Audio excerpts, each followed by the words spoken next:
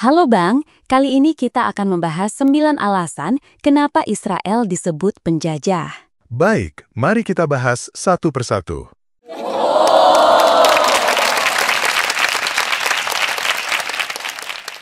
Yang pertama, pendudukan wilayah Palestina sejak 1948. Israel dinilai muncul melalui pengambil alihan tanah Palestina, terutama setelah deklarasi Balfour tahun 1917 dan mandat Inggris atas Palestina. Itu tidak benar. Negara Israel didirikan secara sah melalui resolusi PBB 181 tahun 1947 yang membagi wilayah Palestina menjadi negara Yahudi dan Arab. Yahudi menerima, tetapi Arab menolak, dan kemudian Arab melancarkan perang. Dalam perang itu, Israel mempertahankan diri dan memperluas wilayah secara militer dalam konteks konflik yang sah. Tapi Bang, pada tahun 1948, setelah deklarasi kemerdekaan Israel, lebih dari 700.000 warga Arab Palestina terusir dalam peristiwa yang dikenal sebagai Nakbah, yang artinya malapetaka.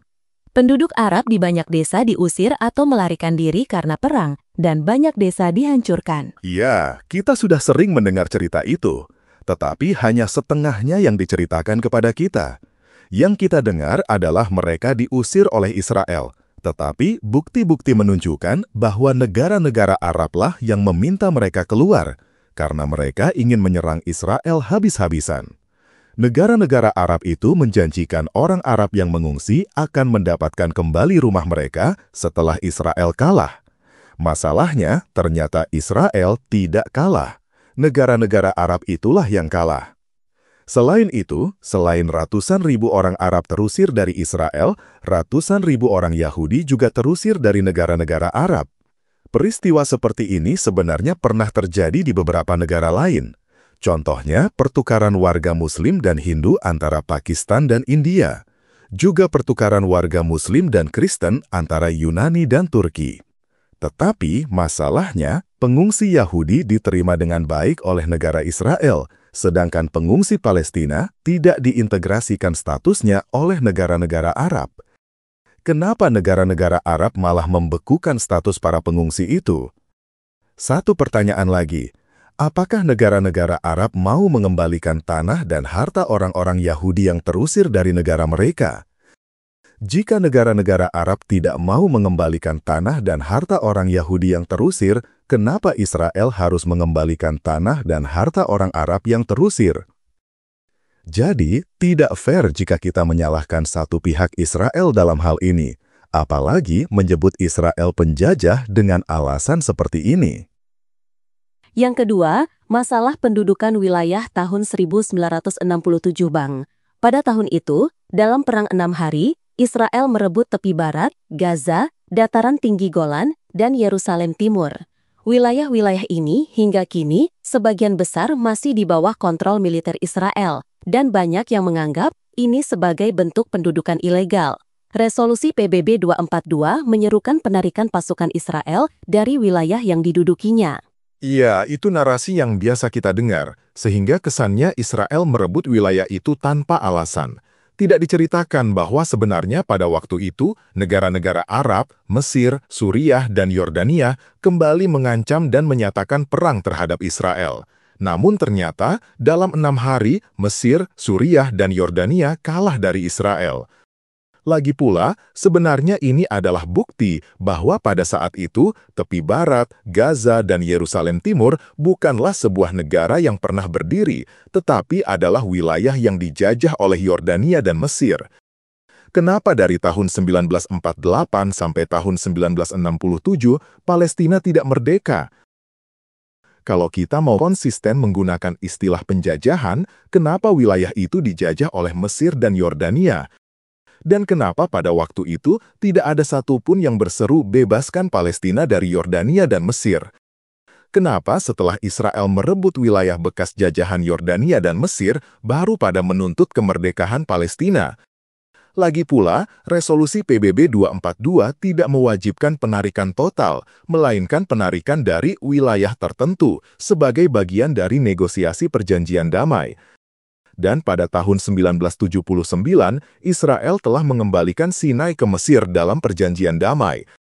Kenapa sekarang tidak ada yang berkata Mesir menjajah Sinai? Kenapa tidak ada yang berseru kemerdekaan Sinai dari Mesir? Jika dikatakan Sinai adalah sah milik Mesir, kenapa tidak menggunakan ukuran yang sama kepada Israel? Jadi, berdasarkan sejarah, memang tidak pernah ada yang disebut wilayah milik negara Palestina, karena negara Palestina memang belum pernah ada. Israel merebut wilayah-wilayah itu dengan perang yang sah dari Mesir, Yordania, dan Suriah. Yang ketiga nih Bang, tentang permukiman Yahudi di tepi barat. Israel membangun permukiman Yahudi di wilayah tepi barat dan Yerusalem Timur yang dianggap ilegal menurut hukum internasional, tepatnya Konvensi Jenewa keempat. Permukiman ini mempersempit ruang hidup dan menghambat kelangsungan wilayah Palestina yang merdeka. Wilayah yang dimaksud itu disebut Yudea dan Samaria dalam Alkitab dan sejarah kuno.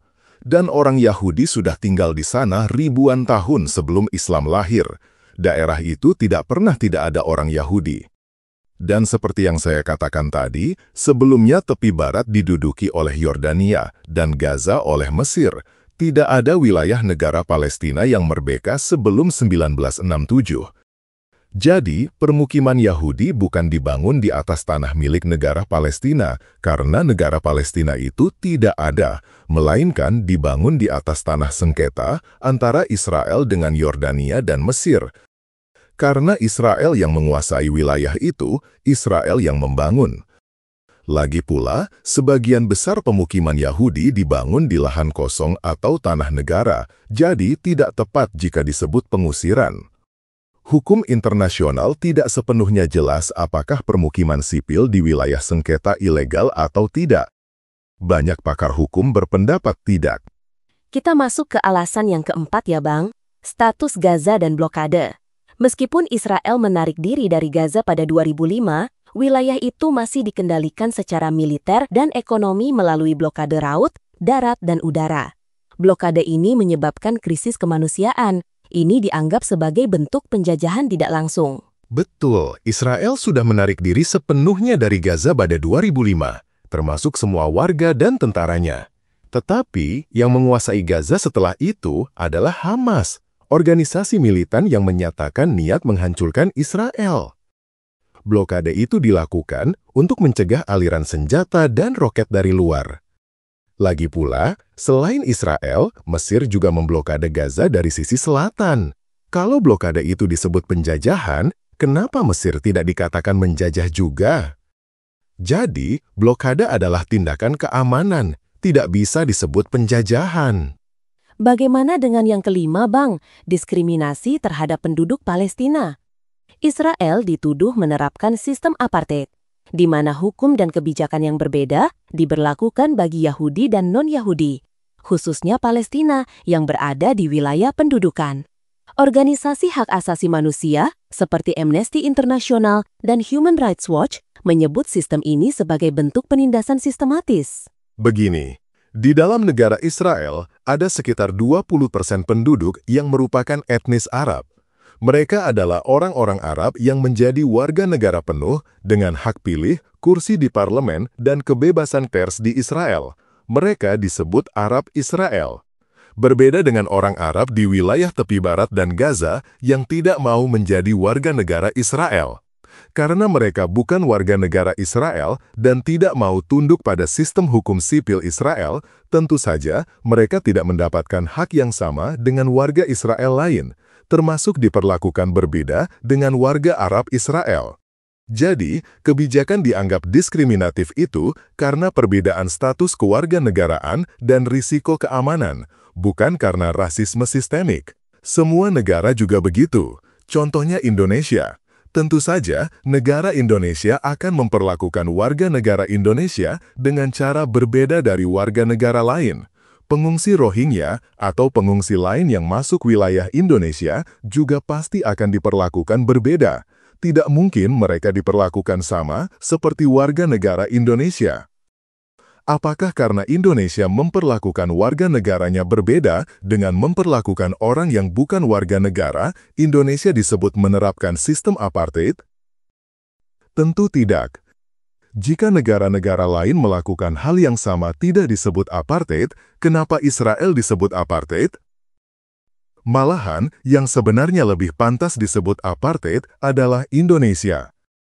Salah satu contohnya adalah memperlakukan keturunan Tionghoa berbeda dengan pribumi, walaupun sama-sama warga negara Indonesia. Contohnya, keturunan Tionghoa tidak boleh masuk militer, dibatasi kuota masuk perguruan tinggi negeri, dan lain sebagainya. Jadi, menurut saya, sebelum kita memaki Israel apartheid, lebih baik kita benahi negara sendiri dulu. Buktikan bahwa negara kita tidak apartheid, baru kita ajari negara lain bagaimana caranya tidak menjadi negara apartheid. Betul juga ya. Kita lanjut yang keenam, Bang. Pengusiran dan perampasan tanah. Di Yerusalem Timur dan tepi barat, banyak kasus pengusiran paksa warga Palestina, terutama di daerah seperti Sheikh Jarrah. Tanah dan rumah-rumah warga Palestina seringkali disita dan diberikan kepada pemukim Yahudi dengan alasan hukum yang tidak seimbang. Kasus-kasus seperti di Sheikh Jarrah adalah sengketa hukum perdata antara pemilik tanah Yahudi yang membelinya sebelum 1948 dan penyewa Arab. Ini seperti kasus rumah dinas lama TNI atau PNS di banyak kota di Indonesia. Banyak rumah milik negara atau TNI yang diberikan untuk ditempati oleh PNS atau anggota militer selama masa dinas. Setelah pensiun, keluarga tetap menempati rumah itu selama puluhan tahun, bahkan diwariskan. Ketika negara ingin mengambil kembali untuk dialihfungsikan atau dijual, penghuni menolak dan mengklaim punya hak tinggal. Secara hukum, tanah dan bangunan itu bukan milik penghuni, tapi sudah dihuni lama dan ada rasa kebiasaan atau moralitas yang dianggap sebagai hak. Di Indonesia saja, sering terjadi pengadilan memenangkan negara dan muncul protes atas eksekusi.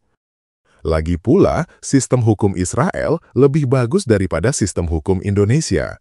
Di Israel, gugatan dan proses hukum dilakukan secara terbuka dan bahkan untuk warga non-Israel. Artinya, orang-orang Palestina itu bisa menggugat di pengadilan Israel, tetapi mereka tidak melakukannya. Kenapa mereka tidak menggugat di pengadilan? Kenapa mereka malah melakukan tindakan anarkis? Jawabannya sama seperti kasus-kasus yang terjadi di Indonesia, karena secara hukum mereka memang bukan pemilik tanah itu. Yang ketujuh nih, Bang. Israel tidak mengizinkan pengungsi Palestina kembali.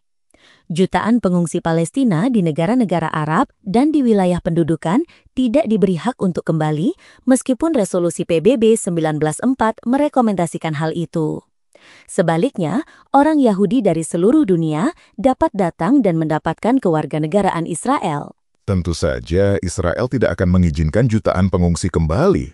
Bagaimana Israel bisa tahu seseorang memang berasal dari Palestina atau bukan? Apalagi jika jumlahnya jutaan. Tak ada negara di dunia yang mau melakukan itu. Lagi pula, sebenarnya Israel pernah beberapa kali membuka kesempatan untuk para pengungsi Arab itu kembali. Pada tahun 1949, Israel menyatakan bersedia menerima sekitar 100.000 pengungsi Palestina kembali sebagai isyarat goodwill di konferensi Lausanne. Tetapi negara-negara Arab menolaknya karena mereka menuntut Israel menerima kembali semua pengungsi. Antara tahun 1950 sampai 1960, sekitar 25.000 pengungsi Arab diterima kembali melalui program penyatuan keluarga. Tetapi tidak ada yang mengapresiasi Israel dalam hal ini. Pada tahun 2000, dalam negosiasi Camp David, Perdana Menteri Israel Ehud Barak kembali menawarkan 100.000 pengungsi boleh kembali ke Israel atas dasar kemanusiaan. Tetapi Yasser Arafat kembali menolaknya karena tetap ingin seluruh pengungsi kembali. Pada tahun 2008, Perdana Menteri Israel Ehud Olmert kembali menawarkan program kembali secara terbatas, tetapi lagi-lagi ditolak oleh Presiden Palestina Mahmud Abbas. Kalau dalam peribahasa Indonesia, ini disebut dikasih hati minta ampla. Bagaimana jika kasusnya dibalik? Kita semua tahu orang Yahudi di seluruh dunia dapat datang dan mendapatkan kewarganegaraan Israel. Banyak dari mereka, bahkan jumlahnya jutaan juga, datang ke Israel karena mereka diusir dari negara asal mereka. Ada yang dari negara-negara barat, ada yang dari negara-negara Arab. Apakah negara-negara itu mau menerima kembali orang-orang Yahudi yang mereka usir? Jika negara-negara itu tidak mau menerima kembali orang-orang Yahudi yang mereka usir, kenapa mereka menuntut Israel menerima seluruh orang-orang Arab yang keluar dari wilayah Israel dan tanpa bukti bahwa mereka benar-benar berasal dari wilayah Palestina? Bagaimana dengan yang kedelapan, Bang? Dukungan internasional yang kontroversial. Israel disebut penjajah karena dianggap memanfaatkan dukungan kekuatan Barat, terutama Amerika Serikat, demi mempertahankan kekuasaan atas tanah yang disengketakan. Bantuan militer dan politik ini memperkuat dominasi Israel di wilayah yang dihuni oleh penduduk Palestina. Yang mendapatkan dukungan dari Barat bukan hanya Israel. Banyak negara Arab seperti Arab Saudi, Mesir, dan Yordania juga mendapat dukungan militer dan politik. Tanpa negara-negara Barat, negara-negara itu masih jajahan negara Ottoman. Bahkan, Palestina sekarang ini juga mendapatkan dukungan Barat untuk merdeka. Penyumbang terbesar Palestina adalah negara-negara Barat. Jika mendapatkan dukungan Barat menjadi penjajah, kenapa negara-negara Arab itu tidak disebut penjajah juga? Oke, yang terakhir nih Bang, yang ke-9 Bang, pelanggaran hukum internasional. Banyak resolusi PBB yang menentang kebijakan dan tindakan Israel di wilayah pendudukan. Namun, Israel seringkali tidak melaksanakan resolusi-resolusi tersebut. Ini memperkuat persepsi bahwa Israel bertindak sebagai penjajah yang tidak tunduk pada hukum internasional. Sebagian besar resolusi terhadap Israel adalah dari Majelis Umum PBB, UNGA. Resolusi UNGA tidak bersifat mengikat dan tidak bisa dianggap pelanggaran hukum jika tidak diikuti. Misalnya, resolusi UNGA 194 soal pengungsi Palestina, itu bukanlah perintah, tapi hanya saran solusi. Lagi pula, Israel bukan satu-satunya negara yang menolak atau mengabaikannya. Banyak negara lain juga sering tidak mematuhi hukum internasional atau resolusi PBB. Contohnya, Rusia mencamplok Crimea dan Ukraina Timur dengan kekerasan. Tiongkok membangun pulau buatan dan menduduki Laut Cina Selatan. Turki menduduki bagian utara Siprus sejak 1974. Masih banyak negara lain yang melanggar PBB, bahkan Indonesia pernah melanggar atau mengabaikan resolusi PBB. Contohnya, Indonesia invasi dan aneksasi Timur Timur. Jika Israel disebut penjajah karena melanggar resolusi PBB, maka negara-negara lain, termasuk Indonesia, adalah penjajah. Jika Indonesia tidak mau disebut penjajah karena melanggar resolusi PBB, kenapa Indonesia menyebut Israel penjajah karena alasan itu? Israel adalah satu-satunya negara yang dikecam secara tidak proporsional di Dewan HAM PBB. Dewan Hak Asasi Manusia PBB, UNHC, secara rutin menetapkan agenda khusus, item 7, hanya untuk mengutuk Israel. Tidak ada negara lain yang diperlakukan seperti itu. Sekjen PBB Antonio Guterres bahkan pernah mengakui standar ganda sering digunakan dalam perlakuan terhadap Israel. Jadi, Israel bukan penjajah dan tidak punya kesalahan sama sekali ya, Bang? Enggak juga. Saya tidak bilang Israel 100% benar. Setiap negara pasti punya kesalahan. Contohnya, Israel sering melakukan operasi militer yang menimbulkan korban sipil seperti di Gaza. Tentu saja itu memprihatinkan dan kita tidak ingin ada korban sipil. Tapi, narasi bahwa Israel adalah penjajah keji itu terlalu disederhanakan dan tidak adil secara sejarah. Hamas yang menggunakan warga sipil Gaza sebagai tameng tidak dilihat. Israel bukan malaikat, tapi juga bukan setan seperti yang digambarkan media. Ini konflik dua pihak dengan kesalahan di kedua sisi. Masalahnya, Palestina selalu diposisikan sebagai korban tanpa tuntutan tanggung jawab, sementara Israel dianggap penjahat tunggal. Ini tidak adil. Sebenarnya kenapa banyak sekali yang membenci Yahudi dan Israel? Kalau kita mau jujur, sebenarnya sebagian besar jawabannya sangat sederhana dan klasik. Karena iri hati.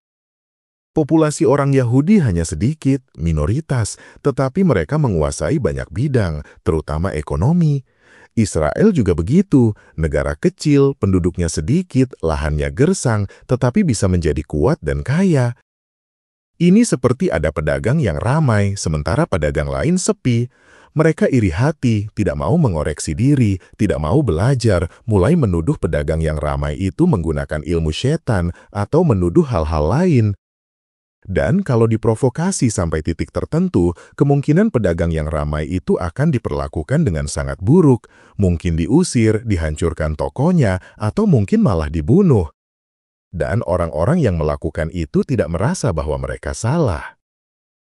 Jadi, pelajaran apa yang bisa kita ambil, Bang? Yang pertama, kalau kita melihat orang lain mempunyai hidup yang lebih baik, kita tidak perlu iri hati, karena iri hati itu tidak membuat hidup kita menjadi lebih baik. Iri hati itu malah membuat hidup kita menjadi lebih buruk. Kita menjadi orang yang susah melihat orang lain senang, senang lihat orang lain susah.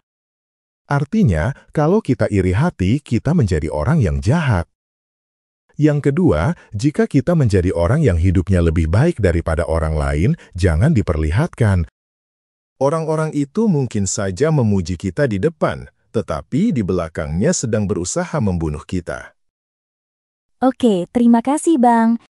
Nah, teman-teman, itulah pembahasan kita tentang 9 alasan kenapa Israel disebut penjajah. Kalau kamu suka dengan pembahasan seperti ini, silahkan klik tombol like, share, dan subscribe, supaya kami lebih bersemangat membuat konten pembahasan seperti ini dan kamu tidak ketinggalan konten yang akan datang. Selain itu, kalau kamu mau mendukung kami, kamu dapat melakukannya melalui Dana, BRI, dan Patreon, seperti yang ada di kolom deskripsi. Sekian video kali ini, sampai jumpa di video yang akan datang.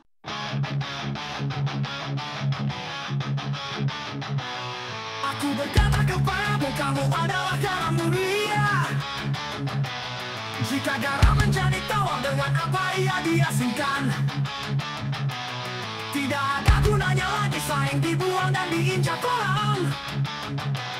Garamilah dalam dirimu dan hidup damai dengan orang lain.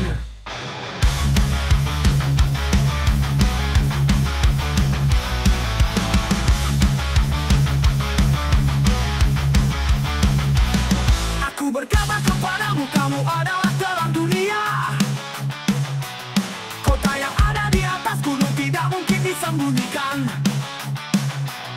Tidak ada orang yang menyalakan pelita di bawah kantang, tetapi di atas kaki dia untuk menerangi semuanya. Setiap orang akan dikarami dengan api, hendaknya terang bercahaya di depan orang, supaya mereka melihat perbuatanmu yang baik dan memuliakan Bapamu yang ada di sorga.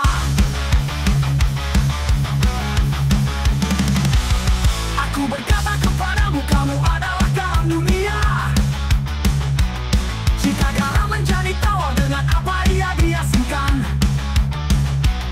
Tidak ada gunanya lagi saing dibuang dan diinjak orang. Garamilah dalam dirimu dan hidup damai dengan orang lain.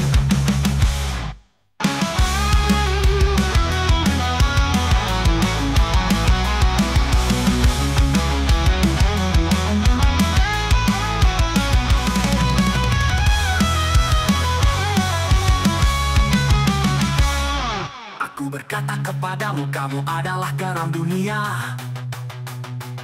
Jika garam menjadi tawar, dengan apa ia diasingkan? Tidak ada gunanya lagi saing dibuang dan diinjak orang. Garamilah dalam dirimu dan hidup damai dengan orang lain.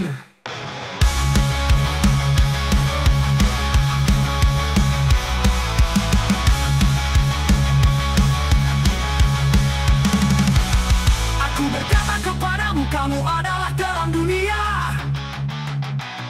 Kota yang ada di atas gunung tidak mungkin disembunyikan.